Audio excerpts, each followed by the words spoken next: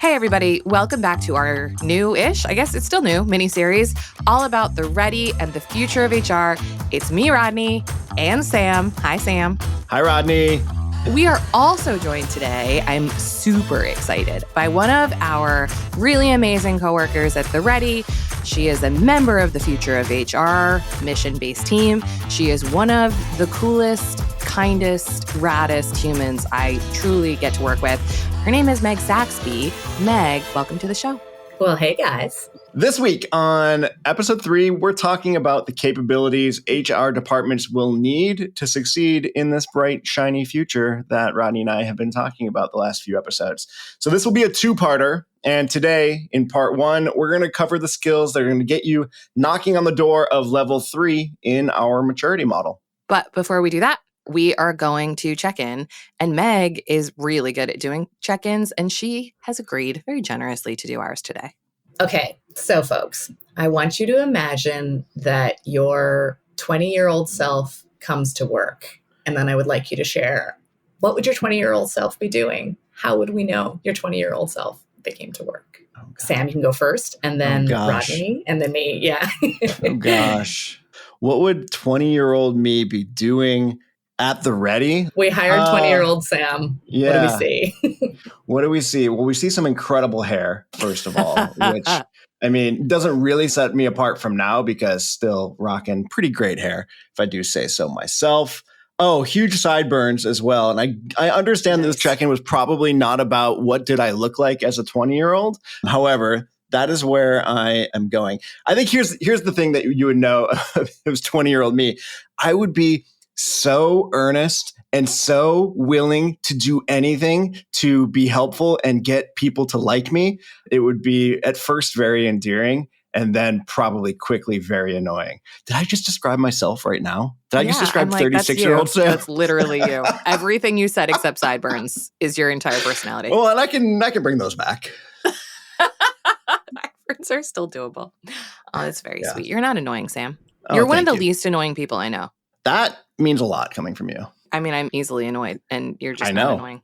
20-year-old Rodney, this is so easy because I've had jobs since I was like an actual child, and I remember all of these eras very clearly.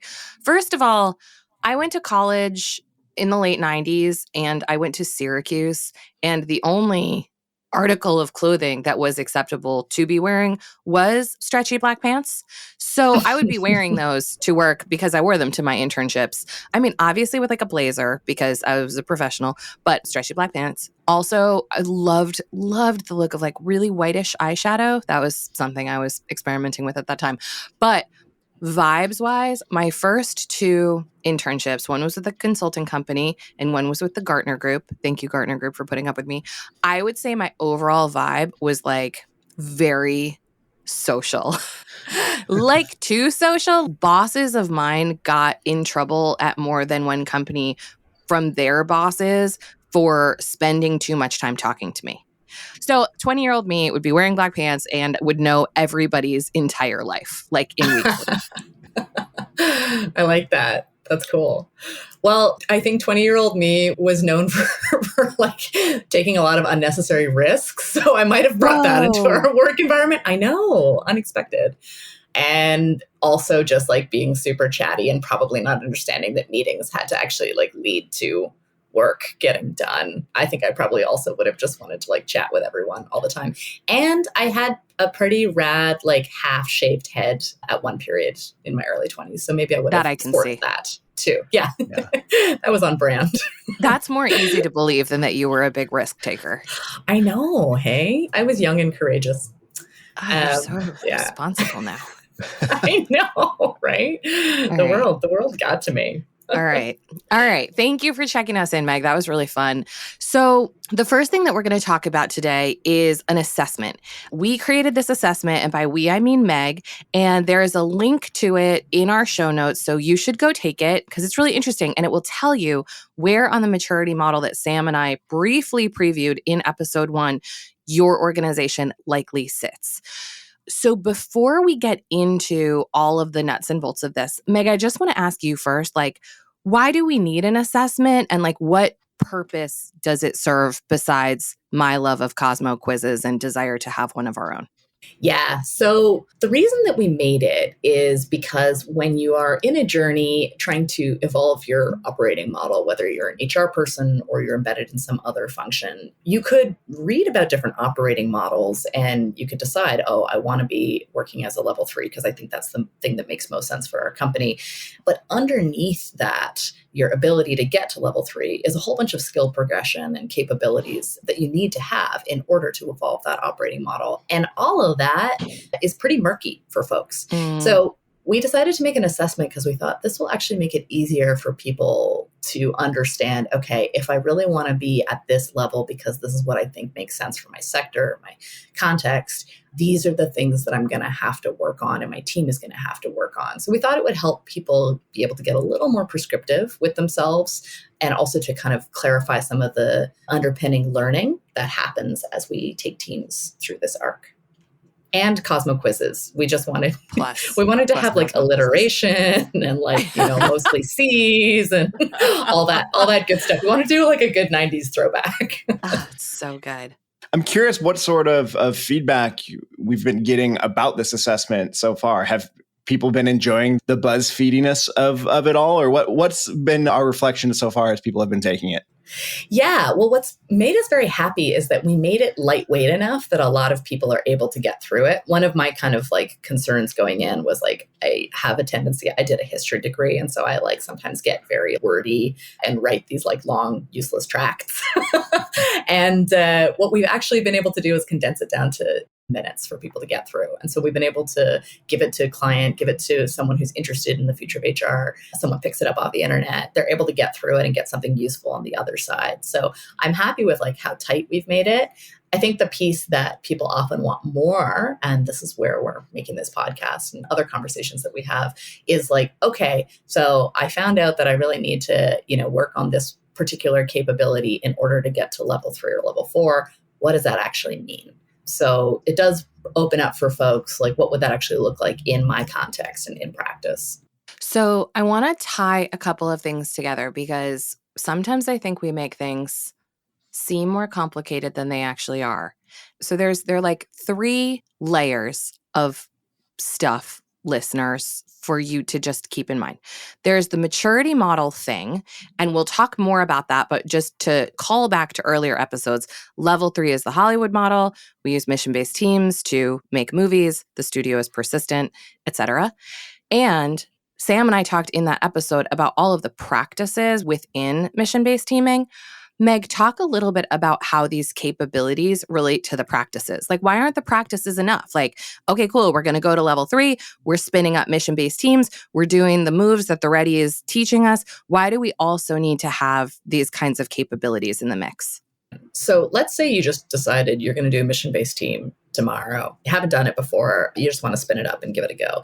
We would support you and say, you should try. Absolutely. Yeah.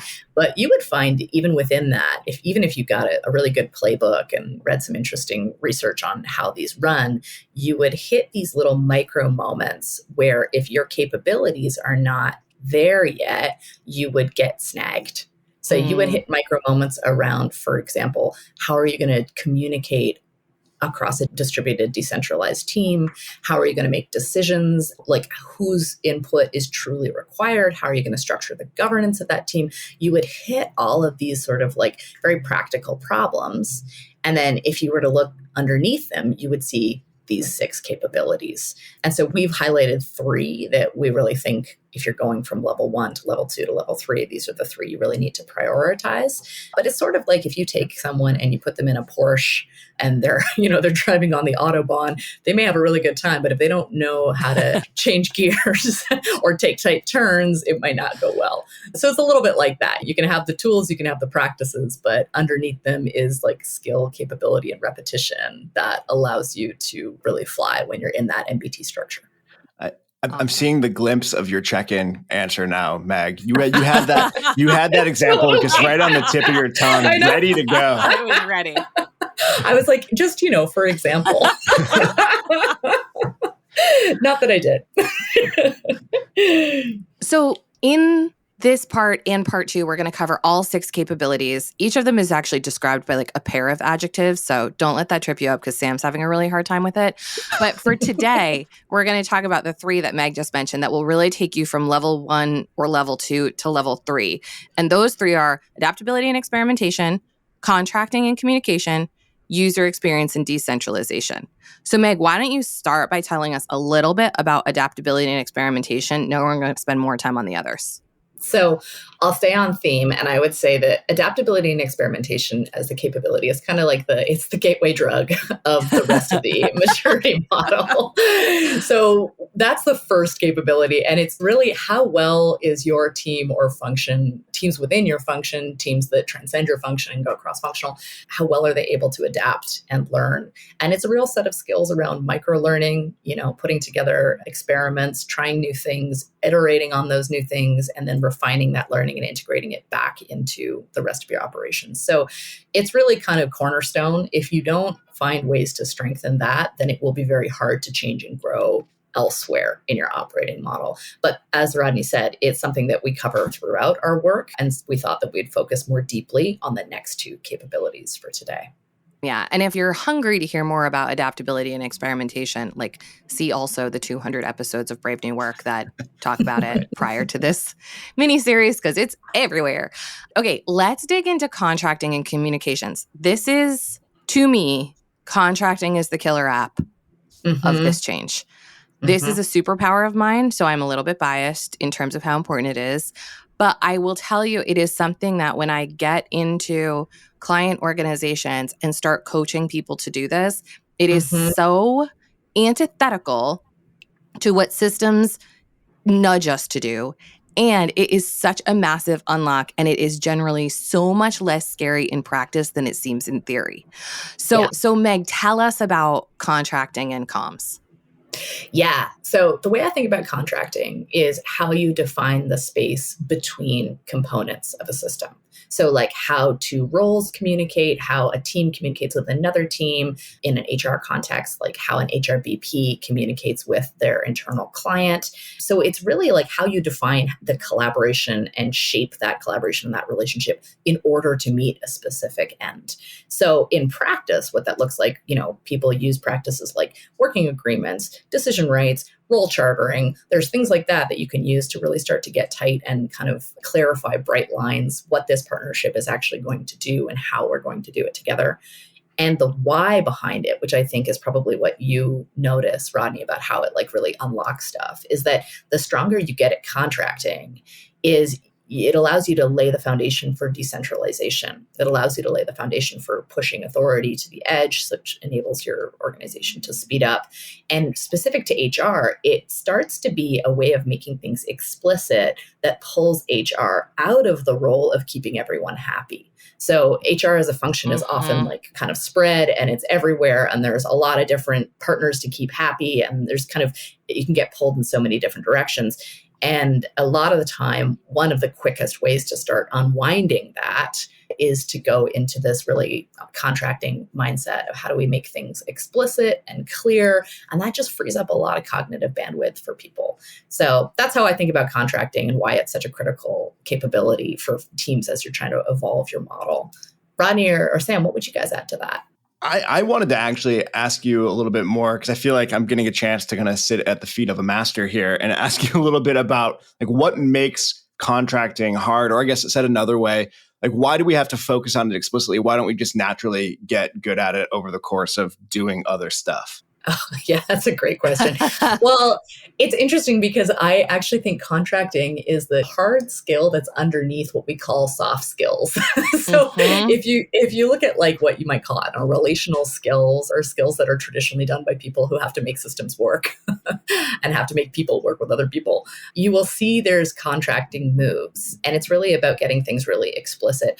I think the reason that we don't learn to do it in most workplaces and in most educational institutions is that they're very conflict avoidant. Yeah. And so it can be a bit frightening to, actually approach the space where it's like, well, whose decision is this? And what's our actual goal? So that is my instinct, is that a lot of our institutions train us to be more avoidant. What do you think, Rodney? Yeah, I agree. And I think that, because HR is so often seen as being a cost center or being overhead or not being strategic, the whole first principle of existence is like, don't make them more mad. Like, they're already mad that we have to be here and that they're hearing from us. Like, don't make it worse by creating specific boundaries or by saying no to things or by agreeing on different kinds of terms. And what's interesting is I have seen in a number of clients of ours, large scale HR trainings rolled out. And I took some of these when I worked in HR that are like about like influencing the business and how to negotiate and whatever. And to me, all of that kind of skill building is basically how you get around contracting so you don't have to do it. But just doing it is the move. Like, all of that stuff is noise. All of the stakeholdery influency stuff is to paper over something that's fundamentally broken, which is our ability to have a direct conversation about what our aim is and what that means that we're trading off in order to have it. And I think this comes really strongly into level 3 and mission-based teaming because it's so easy to unearth a bunch of priorities that have been lingering or unattended or, not delivered and be like, let's go get after this. And that's the really fun part. And then the contracting of who do we need on this team? How much of their time do we actually need? Who is not going to be on this team? What are the missions we are not going to do right now? When we're a month into this mission and now somebody is impatient because they want us to do the next thing, how are we going to not become distracted because we are going to see this thing to its conclusion? Like, that is where the contracting rubber meets the Autobahn, in my opinion. At the end of the day, I think it's really about trade-offs and true prioritization. And generally, we don't like to do that because those things are hard and difficult to do and lead to conversations, to Meg's point, that can be somewhat conflict-ridden. And it's easier to kind of just leave things floating around in this implicit space where we just use our relationships to plaster over any sort of bumps that we hit along the road, as opposed to like actually contracting. How are we going to do this? What aren't we going to do? What does that mean for our priorities? Things like that. Yeah. And it has a particular impact in HR because, the levels of burnout are so high because we don't use contracting. We lean into the emotional space, the relational space of HR people as a way to kind of paper that over and make the relationship work. But that's not sustainable. First of all, it doesn't scale. Secondly, it doesn't help everyone grow. And then third, it's just a pain. It's hard to be part of, year after year. I want to dig a little bit further into that. So I should say out loud that Meg is also our membership steward at the Ready, which is as close to an HR function as we have, which isn't that close, but there's overlaps in the Venn diagram. And I feel like I've learned a lot working with you about the emotional labor being held and carried. And I know I've been around so many HR people in the last 6 months. And to your point, they are exhausted from just being the vessel into which everyone's really difficult feelings and the trauma of a pandemic are being dumped right now. And they are they're donezo. And so talk a little bit about, even as that is part of the role. I think you're really skilled in still being boundaried and doing contracting around the work, even as you are holding the emotional stewarding role. How do you do that if you're an HR person?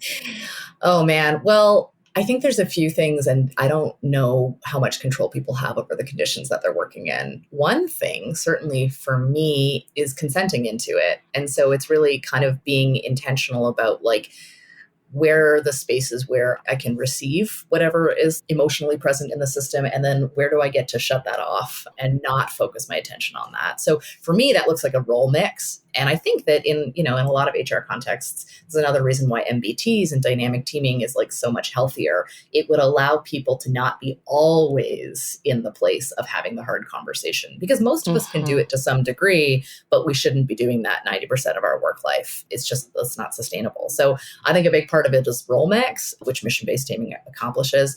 I think the second piece is around decision rights and having the ability to actually make some choices about the information that you're taking in. And then the third thing, which is really connected to contracting, is having an ecosystem that you're in where you can kind of frame the problem, frame the question, and then hold it up to the other functions and say, hey, like we have an issue here and I keep hearing about it. And, it is our kind of collective responsibility. So I think about it as like containment, and then also having open lines with other functions to say, I will not continue to avoid this for your comfort. We do need to resolve it. So obviously the way people can do that is based on their context. But those are, to me, the ways to start clawing out of that well. Yeah. One thing that I've seen you do, in my opinion, to really great effect compared to how I did this when I was in an HR role is I think you have done a pretty exceptional job of getting out of triaging only and staying in like the never ending whirlpool of individual discontent. And what I mean by that is like, there is emotional processing work to be done in any complex system. And I am certainly the first person to say we have to do that kind of stuff at work because we're humans and we can't just leave it at home. And there are points at which that actually becomes like quite destructive and it's cyclical and it's not going anywhere. And the frustration is increasing with every conversation. It's not being channeled into something that is beneficial to the individual or to the system. And what I've seen you do is create very specific containers to be like, this is when you can come and unload. This is when you can come and figure out what the fuck to do about it. And this is when you can deal with it yourself. And like, I think that is a level of contracting that I rarely see HR people do. Most of us live more in the universe of like picking up the phone and just hearing someone go, you got a minute? And then that being like, okay, now we're on a journey to whatever fucked up situation that person is dealing with. Yeah. And you're not going to say no at that point. No. Right? Like, that's the thing. Of course. Yeah. You can't be like, well, it depends. It depends on what this is. Like, totally. And the nice thing about creating those distinct spaces as kind of a user of those spaces, it helps me and our colleagues stop for a second and think like, oh, yeah, do I just want to vent or do I want to go solve a problem or is this something I can solve on my own as opposed to it just being this kind of like ball of wax that I haven't taken the time or effort to actually interrogate like, what it is that I'm feeling. Yeah. I mean, I think it's interesting because when I reflect on what enables me to do that within the Ready is like, I do feel very genuinely in our system, like we have a desire to fix things or make things work better. We have a real desire as a system to move forward and evolve and adapt. And I think in a lot of businesses, HR is sort of the place where it's like, this is a people-related problem that we don't really want to solve or have time to solve. And so we just kind of shove it over there. And it's just not effective. It's not enough. And it does require, as an HR person, like having the capacity to pull 50% of your time up and out so that you can actually work on revolutionizing and evolving the things that are causing the problem. So yeah, but thanks for saying those nice things, guys. That was really nice. I mean, it's all true. And just to like tie what you just said, interesting, like it's coming sort of full circle in my mind. I think that one of the things that, our HR business coaches, which is our rebranding and re-evolving of the HR business partner, sitting sort of in the center of mission-based teams, one of the big upsides to that is pulling together a lot of what we just talked about. And what I mean by that is getting HR out of being the point in the triangle that allows a system to avoid solving problems because they just keep listening to the problems without the authority to make the changes and also don't have the ability to push it to where the problem really is often and be like, hey, manager, why don't you fix this? Like, I'm tired of hearing from your employees about you. Like, deal with your shit, And I know as HR people, we do a fair amount of that, but we can only do so much. What I like about mission-based teaming is we are pulling together the problems, the users, the authority, and the work so that we're getting HR out of being that layer of avoidance, frankly, in a lot of systems that allows us to, instead of solving the problem by being like, we're going to reimagine our hiring process, or we are going to reimagine performance management as a collective who has collective ownership of this mission, we orient toward that rather than being like, well, HR sucks and performance management sucks and it's always going to suck and they should really do something about it. Yeah. And it's also going to like make the job sustainable. Like no one can be a crash pad for all the things forever, like that's just that's not how we're built, Totally. It is exciting. Okay, so we've been talking about contracting, but what about communications? How is that different from what we've been talking about so far, Meg? So communication in this model is the question of not how do you communicate in terms of like right now, how am I going to give you a piece of feedback or how am I going to make an ask for a thing? Although that is, of course, helpful. It's how you structure communication. So the flow of information across distributed contexts, and then also how we structure those moments of feedback or how we structure those asks. So it's everything from, the knowledge transfer rhythms so that a team is working with the same rough set of information, having like a good online infrastructure for how you store and share materials. Like, how many places have you worked where there's just a chaotic SharePoint and you're supposed to figure out how to find? Yeah, that's the baseline, unfortunately. So that does a lot because then you don't have to spend 20% of your time looking for information to help you do your work. And then it's also things like having good communication conventions and practices for things like working through things asynchronously. So any mission-based team is going to have to be using something like Teams or Slack. It's going to have to be using a conversation platform. And there are ways to do that which are really fluid and helpful and intuitive and unblock work without needing a meeting. So the communication part of this capability is really about how you structure the flow of information in a team. It's even and especially when you're actually doing creative work, you're piloting something you don't know what you're going to need to do, but you do know you're going to need to take steps. So this is really important because the moment you wade into an MBT or any new terrain, you will need to lean on this capability.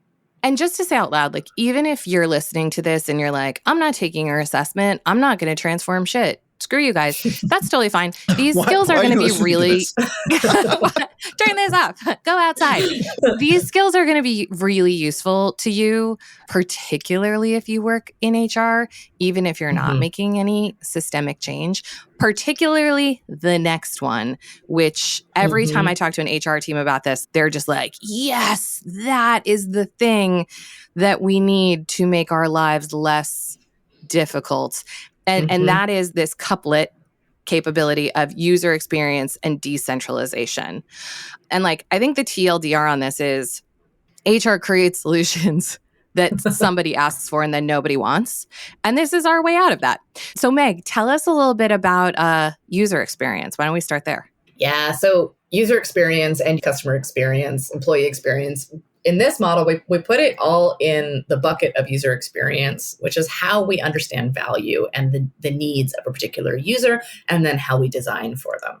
So this is really important for HR for a lot of reasons. One is that HR is often the space in the organization where there's something critical moments that happen there, whether it's like parental leave or bereavement leave or compensation or performance management. Like there's these kind of critical emotionally charged moments. And if we can design for the best possible experience for the end user, that allows us to have like a low friction process that, gets the thing that needs to be achieved and improves relationship coordination coherence amongst all the component parts. So it's very critical because of those, like obviously the output of those moments is important, but also the how of those moments leaves a really important lasting taste in the mouth of everyone involved. We like to see HR teams putting process design at the heart of their work, especially as they get to level 3 and beyond. The other reason is that it sets them up for automation. So if you have an end-to-end low friction design process, that gets you a lot of the way that you need to go in order to look at automating the parts of your work that you would like to automate. So what does it look like for an HR team or function to start focusing on UX as something that they're really going to take seriously? Well, the first question that usually has to come up is which user? Yeah. So which user in which moment, which specific problem? One of the things that happens, I worked for a period of time kind of within and adjacent to an HR function at a big institution, big university. And we were constantly pinging between different users because we were trying to keep everyone happy. And I could never get clarity about who was actually supposed to be the user of a particular process that I was supposed to hold. And so it just was really hard. It was really hard. I would try to design something that was like fairly context agnostic so that I could at least use it in different ways, and then I'd be constantly pulled by the OS of that system in different directions because we didn't know who our end user ultimately was. What about you, Rodney? What do you think about when you think about like how does HR actually learn to implement UX? I mean, this is so core to the problem. And what you just described, and I've had this conversation recently with HR folks, and this totally squares with my experience in HR. It's like, okay, we need to redesign, let's call it how we do succession planning. And it's like, cool, HR, go figure this out. So I go away and I do a bunch of research and I'm like, here's how I think the best way is to do that. And they're like, great. Now go talk to the stakeholders about it. And it's like, okay. So I go and talk to Jeff and he's like, take out bullets 2 and 3. And then I go and talk to Marsha and she's like, I don't actually think this is the right way. We should do it this way. And then I go and talk to Brian and he's like, I think that this won't really be that useful, blah, blah, blah. And so like I chip away and chip away and chip away in all of these little one-on-one conversations until I have something that is vague enough to be unobjectionable to everyone and not useful to anyone. Absolutely. And that is like the heart of what isn't user design and user experience design. And so what I want to see instead, even though it's much more pokey and much more hard to accomplish, is okay, I am going to potentially in a mission-based team have those people in the mix and some other users and someone who's a designer and someone who's in operations and the person who knows where this thing is going to live from a tooling perspective. And we are going to sprint on this thing, testing from an MVP as we build it out until we have something that we can then pilot in a team of teams or a function, and then we can spread across functions. That's the way we bring HR, product, and service to the internal marketplace. What generally happens is the inverse of that, which is tons and tons of planning, tons and tons of like focus grouping to the bottom, and then a completely toothless rollout. And we want the exact opposite of that thing. And I can see how this is connected to our previous conversation around contracting, because inherent in this conversation is what we're not doing, which is responding as quickly as possible to whoever is the maddest and loudest right now to get them whatever will make them less mad and less loud. Yeah. Yes. I also think I want to bring this to decentralization, because one of the big ahas that I see HR teams having in our workshops is this idea that you can create things from the center, like in a mission-based team, that are MVP, that are defaults for everyone to use, but that are highly configurable at the edge, or in this case, by the business. And so what I mean by that is, again, taking my succession planning example, or Meg, maybe after you could take your benefits example, it's like, okay, here's an MVP of this that includes tooling that should work for everyone, a default workflow that we think is pretty good, and some templated communications that you all can make your own.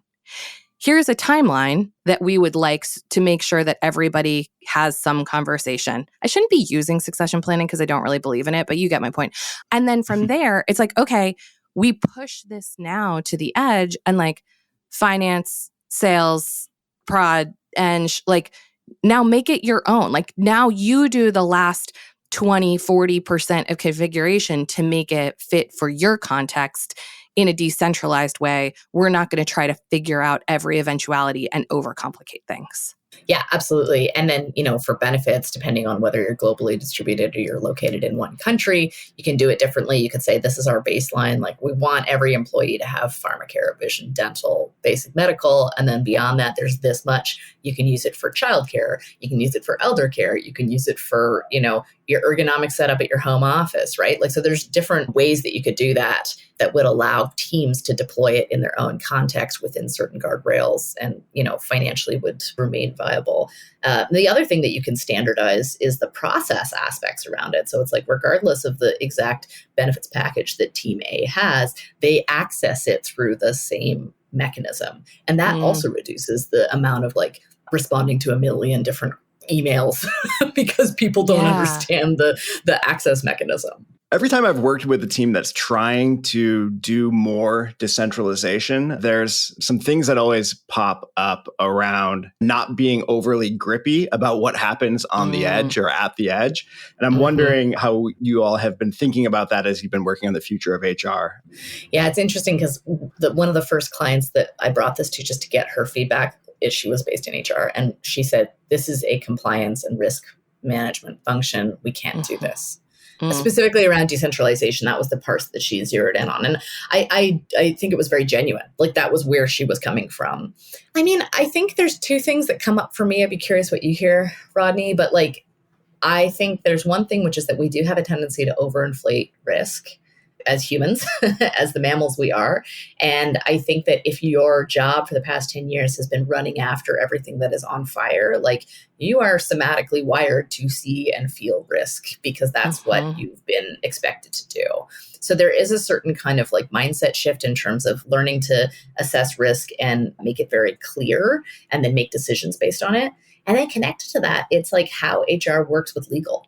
That's the other piece that's real connected to me is like, actually getting tight on what is a reasonable amount of risk that we're willing to take with this initiative does require a little bit of pushback often on like legal advice. And that's a configuring of that relationship that I think needs to be thought through and is going to come up in any transformation.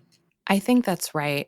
I guess the only things I would add are one around the risk thing. Like on the one hand, sure, like heard and very valid because nobody wants to get the phone call that's like, we're getting sued because of a process that you designed. You know, it sucks.